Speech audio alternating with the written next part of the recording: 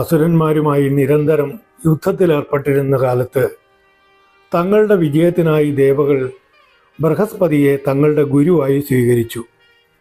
അതേസമയം തന്നെ ശുക്രാചാര്യരെ അസുരന്മാരും ഗുരുവായി സ്വീകരിച്ചു.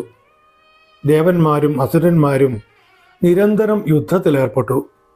ദേവന്മാരെ അമ്പരപ്പിച്ചുകൊണ്ട് അസുരന്മാർ എന്നും ചെറുത്തുനിന്നു. ഒട്ടേറെ അസുരന്മാരെ ദേവന്മാർ കൊന്നുതള്ളി.